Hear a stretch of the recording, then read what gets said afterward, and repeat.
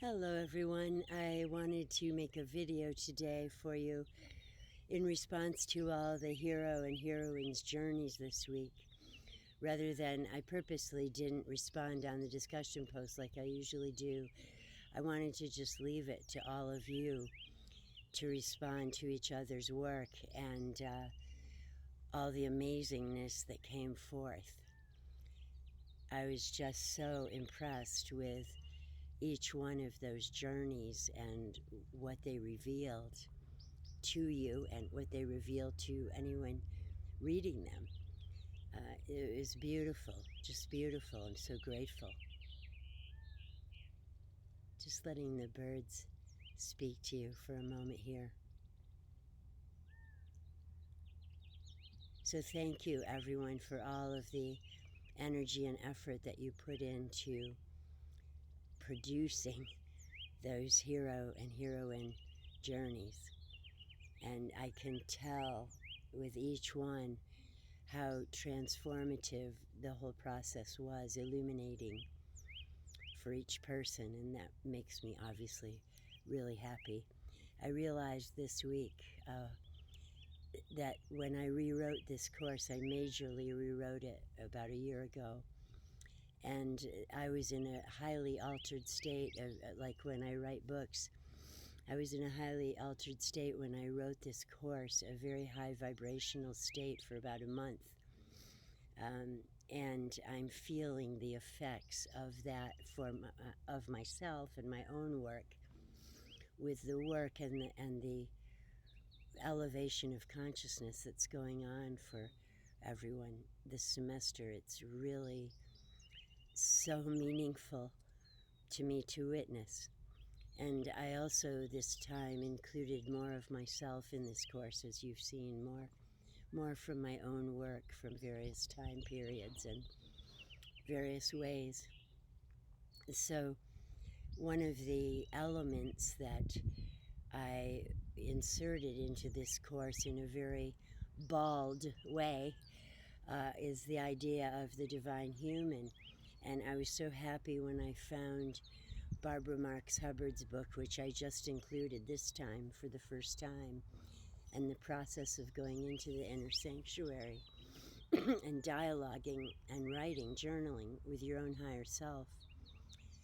The way I see the cosmology of the divine human is it's threefold. We have our personality self, which includes our physical, etheric, emotional, and mental bodies. And then we have our soul that comes through those energy bodies to express itself and to complete things that it hasn't completed before, offer its gifts, have experiences in the human form, and so on. And it's the soul level of ourself, which I call the higher self. And we embody this soul more and more and more as we keep expanding our consciousness and awakening to our divine nature, really. And then there's our God self, what I call our God self, or our I am presence, that part of us that is always came from God, was sourced from God, is part of God, is never separated from God, Goddess, but is one with all that is God. So I see this as we become more and more aware of the cosmic levels of our being, our God self, our union with the divine, as we go along in life, with all our experiences, with all the traumas that we experience and how we get through them, the dark nights of the soul, where we must face the dark aspects within us and around us, and coming through those and expanding. We continue to expand more and more and more into being the expression of our soul on the planet and the expression of God on the planet. So since Camilla asked the question, and thank you for that, Camilla, in bringing that up, I just responded to her discussion post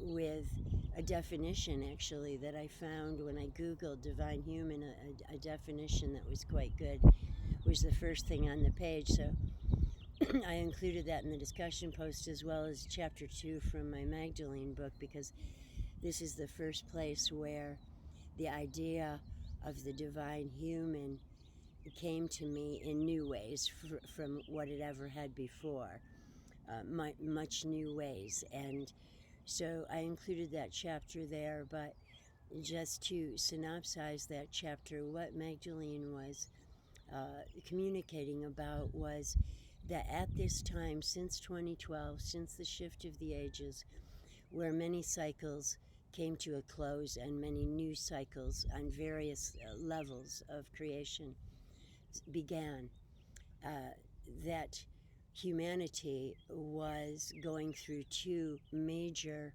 let's just call them initiations. And the first is on the horizontal level, the level of the world, the level of our interaction with, our service to the world, so to speak. And that is the inner marriage, the divine union of the inner masculine and feminine within us. And so when our divine feminine can honor and trust and respect and love our own inner divine masculine, and vice versa, they both see, acknowledge, respect, honor both of those aspects of ourself. This creates the divine union within, where then we are free to be all that we are, to express every human quality from what we consider to be the most masculine to the most feminine qualities of being. Okay, when I was born in the 50s, those qualities were very well defined. The masculine and the feminine in their outer expression were very well defined. Over the decades since then, there's been much, much more merging of the wholeness of ourselves so that we express in any way we choose, utilizing what we would consider qualities of the divine masculine or feminine at any moment, as our soul calls us to respond to people, to the world, to situations, to writing a paper, to writing a hero's journey. So that was going on, and she said that when we go through this sacred marriage, which is a rite, a spiritual rite, RITE, or initiation, this gives birth to the divine wild child, she called it, or our authentic self, so that we no longer need to hide behind roles, definitions, expectations, etc. of society, so to speak, or wherever we picked up these rules and roles and so on. And it liberates us into our authentic self. And then the other activity that is going on for all of humanity at this time and will continue for the next 2,300 years, but it's very much happening now for people, is the union of the divine with the human, the union with Mother, Father, God, and all that is, with the human energy bodies and also the chakras. She explained that as well, that all of the chakras in our energy fields are such diverse and beautiful ways to express God energy or cosmic energy coming through us.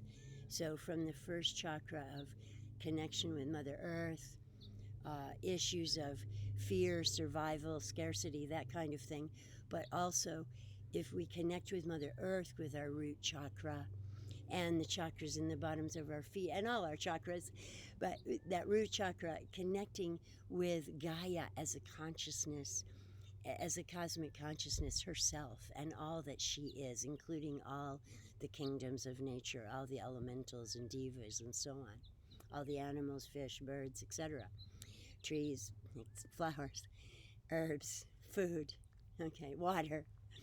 And then going through the chakras, they're extremely diverse and rich in receiving energy from the universe, the cosmos, from God, receiving energy, and then translating it through the human design. Okay? So the second chakra being our creativity, our sensuality, sexuality, our passion for life, the fire in our belly. It's right below our belly, as we know. But the fire in our belly, our passion for life in all ways, right? And our creativity. And then the belly, the solar plexus, our identity, our sense of self, okay? And and our heart, of course, and all that means in our throat, which is our communication, our creative expression, our gifts to the world that we bring through speaking, writing, connecting, communicating. This is a mark of the human, is this communication and creativity and connecting with others, with the world, with animals, with plants, with trees, with God, with the ascended masters, with angels, with babies, with people who have challenges, who may not be able to speak, but we can connect with them anyway, from the heart and from the throat. And then, of course, the third eye, our intuitive capabilities and all of the psychic abilities, clairaudience, clairvoyance, clairsentience, our inner knowing that we all have. As I often say, we know it when we see it. We know it when we hear it. We know the truth, our own truth, expressed through us from here as well. And when the eye is opened, all is light. When the eye is open, all is understood, because it's the intuitive level of our consciousness that just knows and recognizes truth, we could say. And then the crown, of course, which is a crown of light energetically, with rays of light extending upward and receiving directly from Source, and also from our guides, from ancestors, other beings of light who assist us on our path on this planet, which is such an important path to be on this planet at this time. But the crown is our direct connection with God, Goddess, all that is, and our receiving, in fact, continually whatever we need through the crown chakra, whether it be insights, wisdom, visions, dreams, light, color, sound, frequencies for the highest good for all our energy bodies, and so on. And so what Magdalene was saying in that channeling in 2012 was that we are merging, and that we are, in fact, God, Goddess, walking the planet as we merge more and more and more and more into divine union. In the past, it's often been called surrendering to divine union. And there's a reason for that, which I'm sure everybody might even be thinking about right now, which is surrendering the separated ego, right? Surrendering our thinking, the ego type thinking that separates us from others, that makes us judge other people, the world, judge anything. It's a very human quality that we all have, and it comes only from the ego and from our thoughts.